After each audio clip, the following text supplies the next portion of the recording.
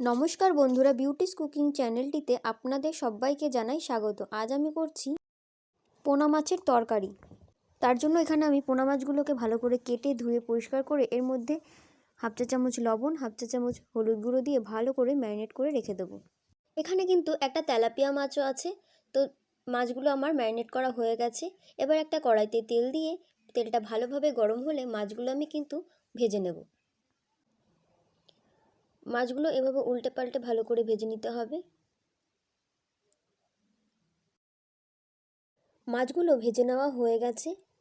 এখানে প্লেটে নিয়ে নিয়েছি ডুমুর, আলু, কাঁচা লঙ্কা, পেঁপে আর মশলার মধ্যে নিয়েছি আদা বাটা আর 1 চা চামচ জিরের গুঁড়ো।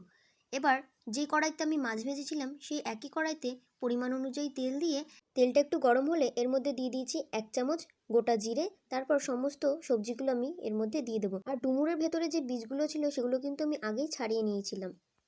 এই রান্নাটা যতটা টেস্টি খেতে তার থেকেও বেশি শরীরের জন্য উপকারী। এবার সমস্ত সবজিগুলো একটু ভাজা ভাজা হয়ে এলে এর মধ্যে দিয়ে দেবো আগে থেকে চিড়ে রাখা কাঁচা লঙ্কাগুলো। এরপর কাঁচা লঙ্কাগুলো দিয়ে আমি কিছুক্ষণ নাড়াচাড়া করে এর মধ্যে দিয়ে দিচ্ছি আগে থেকে বেটে রাখা আদা আর জিরের গুঁড়ো, সঙ্গে দিচ্ছি হাফ চা চামচ হলুদ গুঁড়ো, দিয়ে দিচ্ছি পরিমাণ অনুযায়ী লবণ। এরপর সমস্ত মশলাগুলোকে ভালো করে কষিয়ে নিতে হবে। ভালো করে মশলার সঙ্গে সবজিটা কষিয়ে নিয়ে এরপর আমি কিন্তু এর মধ্যে দিয়ে দিচ্ছি পরিমাণ অনুযায়ী জল।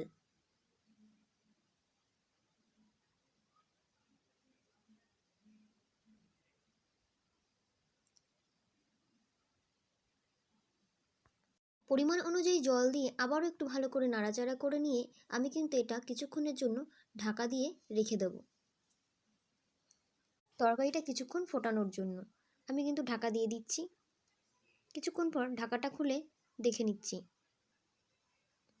পোনা মাছের এই স্বাস্থ্যকর রেসিপিটি কার কেমন লাগলো আমাকে অবশ্যই কমেন্ট করে জানাবেন। তরকারিটা কিন্তু আমি আরও কিছুক্ষণ ভালোভাবে ফুটিয়ে নেব। তরকারিটা কিছুক্ষণ ভালো করে ফোটানোর পর আমি কিন্তু দিয়ে দেবো এর মধ্যে আগে থেকে কুচি করে রাখা ধনেপাতা।